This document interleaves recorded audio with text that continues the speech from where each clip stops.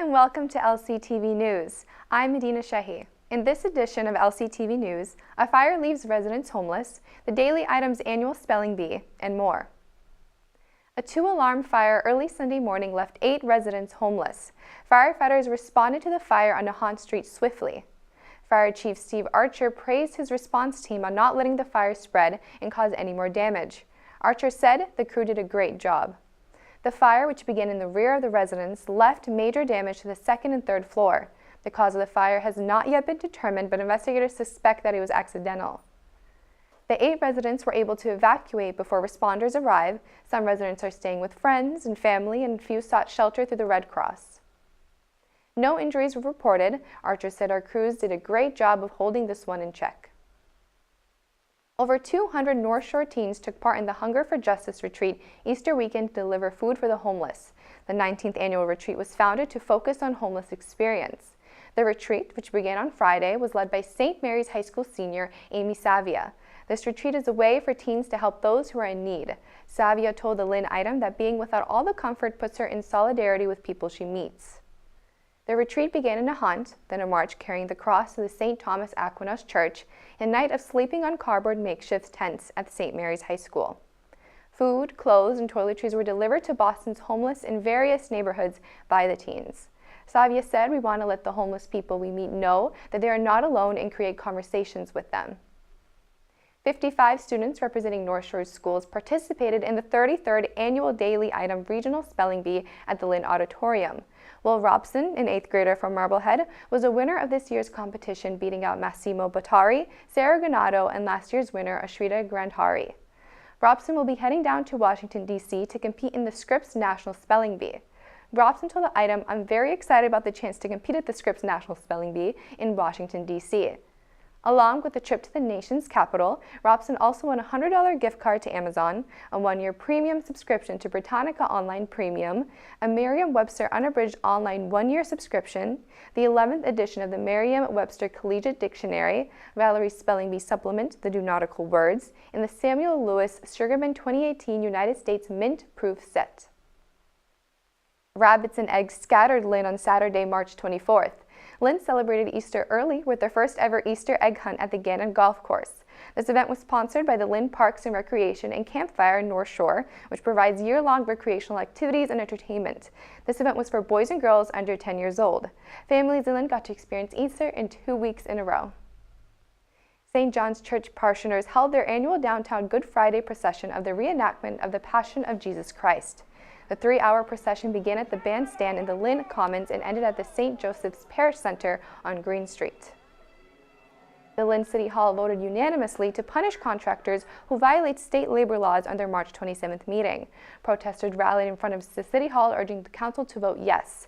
With this vote, contractors who violated the state labor laws will be prohibited from doing business in the city.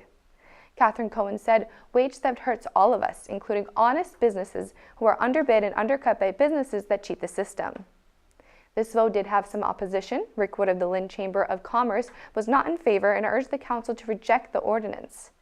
He said it's more regulation, makes the city more unfriendly, and will cost the city money. The vote did receive support from Mayor McGee, who said that he is looking forward to signing the new law. Food trucks are going to become the new norm in Lynn. The Food Truck Emporium is the core of the Ironbound Marketplace. Francisco Meneses is the owner of the Ironbound Marketplace, and he wanted to bring more food and attraction to downtown Lynn and thought the best way to do so would be by bringing in food trucks to Mount Vernon Street. They have been testing some food trucks since February, but their soft opening is on April 20th, which will include their ribbon cutting ceremony.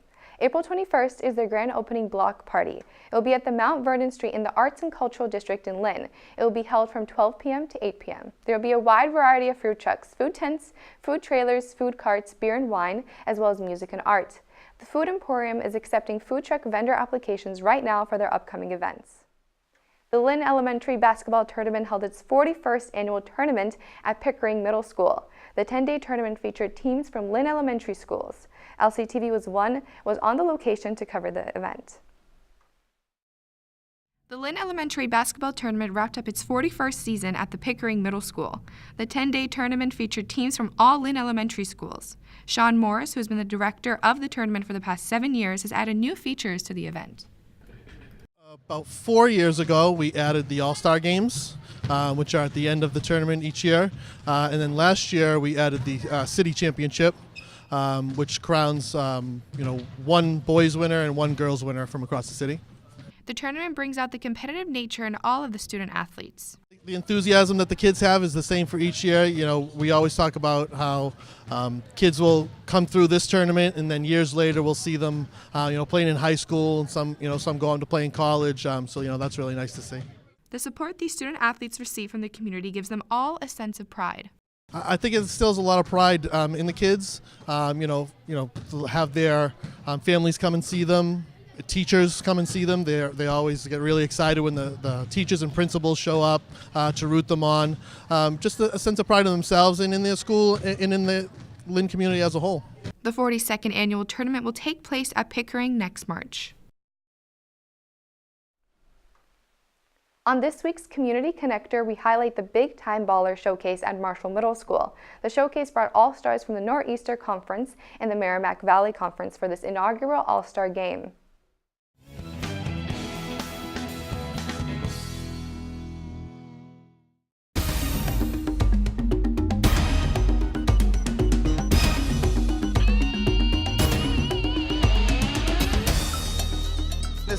This tournament was a great tournament, hosted by Simi Anderson.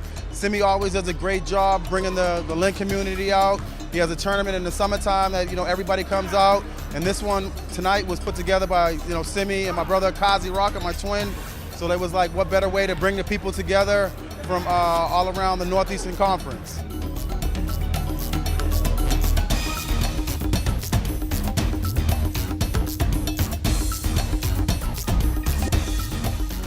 Coaching the kids in this type of tournament, one, it's fun because these are kids I never coached before. Some of them play for me, so I learned a lot from them. And it's just fun out there seeing them compete.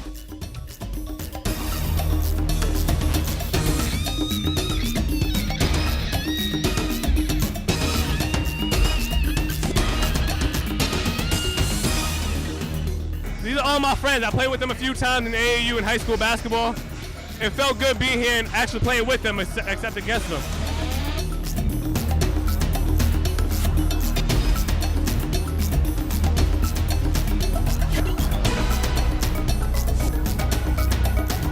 It's a privilege, man, being around all these young kids. My nephew plays on the team.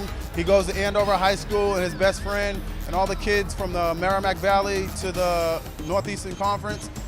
I know them. I know all of them. I coach some of them in the summertime and stuff like that, and they're great kids. And this is a great program tonight.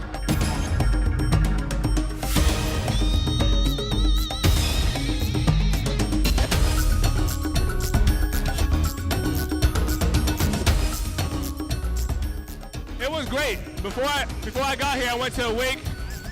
My man Billy G from Lowell, he passed away, so it was tough. I was crying all day. I came here, had a ball out from Billy G.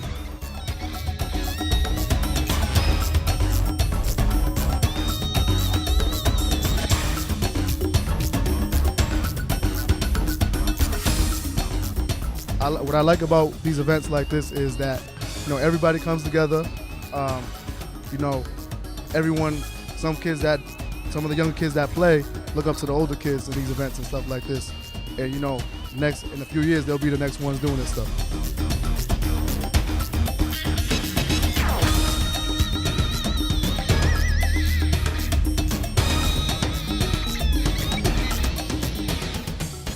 We should have had the championship in the summertime, the summer tournament that Simi hosted. But you know what? We got the tournament tonight, man. Good win for us.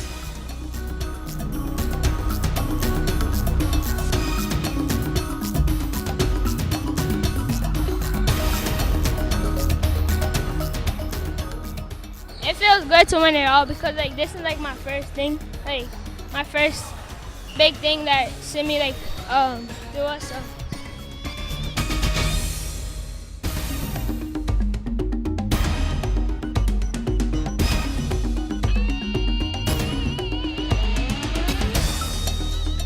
I would like to see more events like this because, it's fun. The kids look forward to it all the time. They ask about it all the time, and And when they get out here, as you can see, they could care less if they win or lose. They just have fun.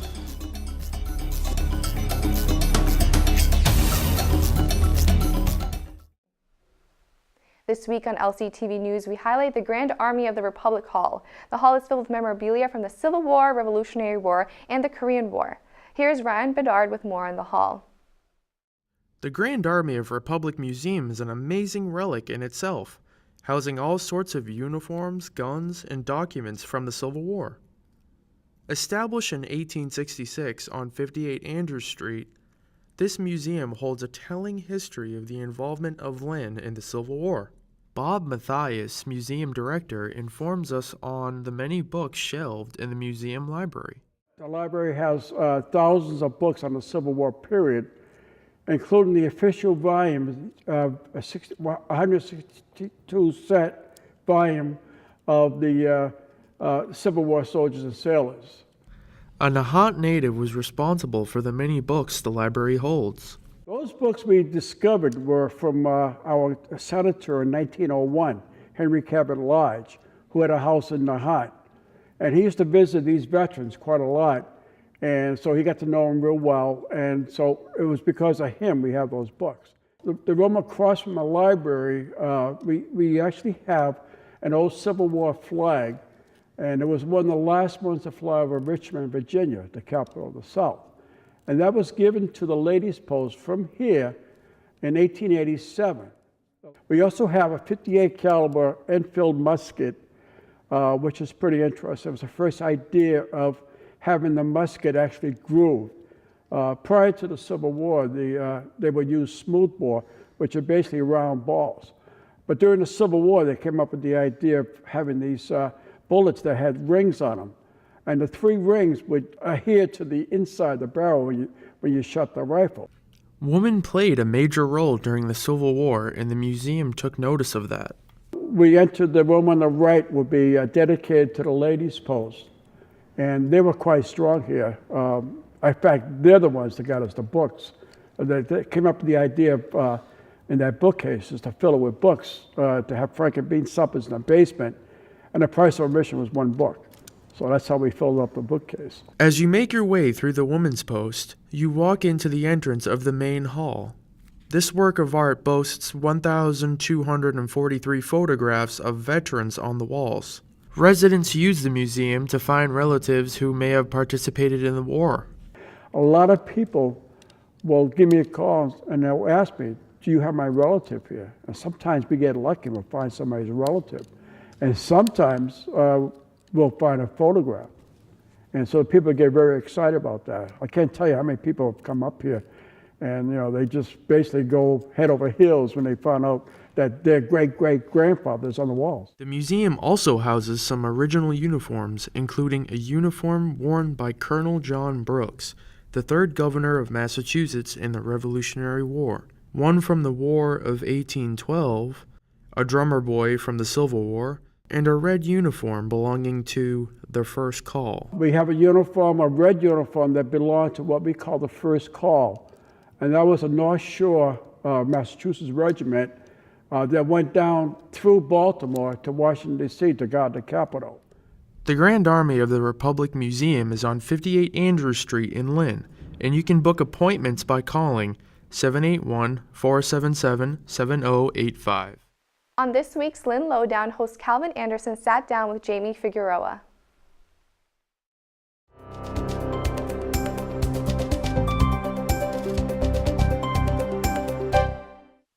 Hi, welcome to another edition of the Lin Lowdown. I am Cal Anderson, your volunteer host.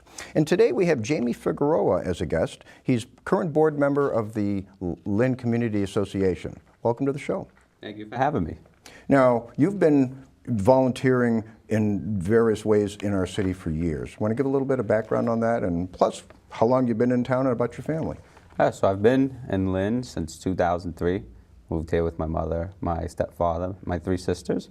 Now it's currently just my mother, my stepfather, me, and my youngest uncle, who's 21 years old, which is exciting. It's like having a little brother I've never had. I live in West Lynn, which is a pretty nice community. And so with Lynn, I've been volunteering since I started at North Shore Community College in 2013. Were you volunteering there or a student there? No, I was a student Oh, I there. see. I started there. I was a business administration major, and I eventually graduated in 2015. But I got involved with a program, College Application Education Project, CAEP, right here in Lynn. It was my first work study job. Kind of like school has this federal work study program, so you can work while you're at school.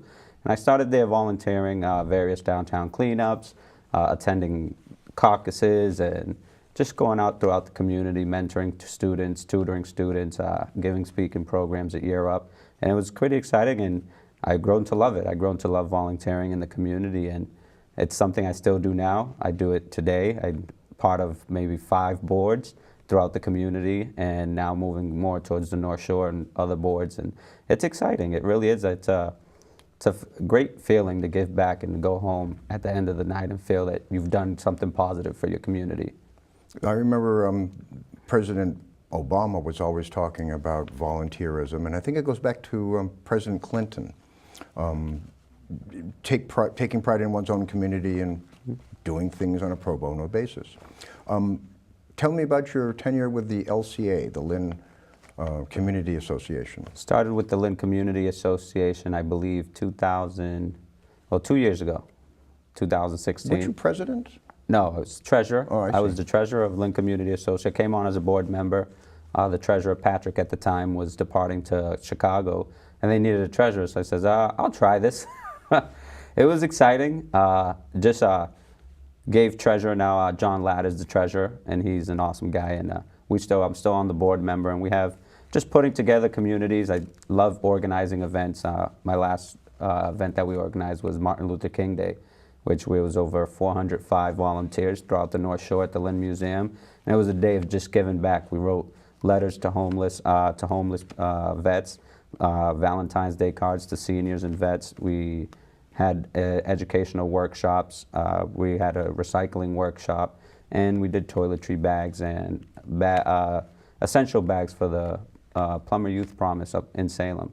And that was, delivering those bags was so exciting. The look on these kids' face, the staff, like, oh my God, we're good for 2 years with these bags, because we gave them 40. They only house 20 kids at a time. It's a independent living facility for children that have gone through the DCF system and are becoming young adults, and this is where they're living. And it's such a great feeling to see the smiles on their face and the gratitude, and it was really fulfilling. Really was. It sounds like the LCA, the Lynn Community Association, has sort of adopted them as a cause now. Absolutely. Once you do something and it's successful, it becomes a tradition. Yeah, it sure has, and I told them we can't wait to do it again next year, and they're so ecstatic about it. And another thing we have coming up soon on April 22nd is on Earth Day, is a beach cleanup in partnership. You know, this is the event that I always pay attention to, because I always know the LCA has this massive cleanup. So give us the details, because this is going to telecast for people to start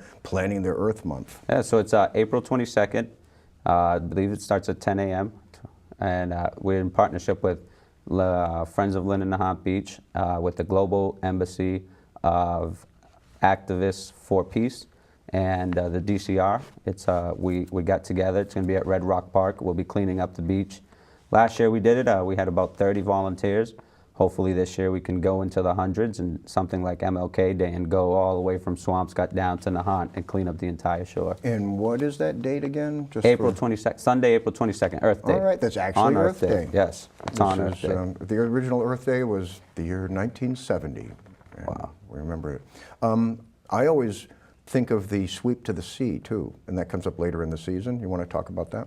Yep, that clean sweep is also, it's a similar thing that we do. And last year we cleaned up, what did we do clean sweep last year? We did a bunch of various locations throughout the downtown, really trying to help beyond walls, and when the murals were coming in, and that was the focus last year, get downtown cleaned up and looking beautiful, from when we attracted over 2,000 people to come see the murals and the thriving arts culture it's booming now in Lynn, and that it's becoming a reality every day. That was July last year. Now, I understand the Beyond Walls 2 is in August. So are you timing it nicely with that again, so that downtown looks spiffy just for this event? Hopefully. We haven't started planning that one yet, but as soon as we start planning, it's definitely something to keep in mind for the rock the block fest as they have this year. And last year was exciting, and I can't wait for this year. Now, I remember last year you were a candidate for city councilor at large. Yes. And do you see that happening again? I've been thinking about it. How was that experience, running citywide for the first time? It was exciting, challenging, but most importantly, it was fun. I think I really enjoyed being out on the campaign trail. I had a great two awesome people on the campaign that help out every single day and looking to attract more. We had maybe over any given time 30 volunteers, and it was just seeing people come together, seeing people really knocking doors for you because they believe in you, and it just inspired me more to keep going. I'm knocking through the doors throughout the city. You know, it's the same, everyone has the same issues, everyone has the same love for the city, and they want to see the city progress, and I think that was the most exciting and something that definitely wants me to do it again. We'll see how Tyme is. Got a new career, so we're going to see how everything falls in line, and two wonderful, handsome young men that happen to be my children that I love. And you know, How old are they? We're 9 and 11. Just the age when I started getting involved with presidential politics in New Hampshire. Wow. JFK. That was my first campaign. But you get to know about dialogue with the constituents and the voters and the citizens. That's the most important thing, going door to door, et cetera. So do you have a day job? You got all these volunteer and activist things you do. What about your day job? And so during the day, I've just started with this exciting restaurant group. It's a startup, and it's called New England Craft Restaurant Concepts. We're opening 2 exciting restaurants this spring right in downtown. I couldn't be more happy with the job I am now. I mean, it's exciting, new company. The people I work with are great. You know, it's a great company culture. They really care for their associates, and you know, it's evident now, and I can't wait to have these 2 open in downtown so we can bring life and more things to downtown. Good old momentum downtown Lynn. Oh yeah. Now, what's your vision of our city in the next 5 years? We've got about a minute left. All right. What's your personal vision, and what do you think is reality happening because of recent occurrences? Hopefully in 5 years, personally, be an elected official in the city, really get contributing back to my community in the ultimate, most possible way, you know. And other than that, I see boutiques, I see restaurants, I see a thriving downtown economy, I see a beautiful lit up business district with lights and Christmas tree lights on trees, and that's one thing I actually want to get started, an initiative when the restaurants open. I want to see our downtown brighten up. You go through Salem, drive through Essex Street, it's lit up like it's daytime, it's sunny at midnight, and I would like to see that in Lynn. I can't wait. I'm so excited. The momentum, as you said, is there. Beyond Walls has been an awesome contributor. The Arts and Culture District, we're right in the thick of it, and I can't wait to see what downtown Lynn looks like in 5 years. Yeah, well, we just got it started, and with all the momentum and all the stuff putting spin on it, I'm sure we're heading for that such a vision as that. Yeah, we're bringing downtown back to its glory days. All right. Well, thanks for being here, Jaime Figueroa. Thank you for having me. And until next Calvin. time, keep loving Lynn. Except Absolutely. I shouldn't have said that. We should love Lynn. Let me just close that again. Thanks for being with us, Jaime Figueroa, and keep up the good work. Thank you. Keep contributing to the city as much as I can, as long as we're here. Thanks for being here. Thank you.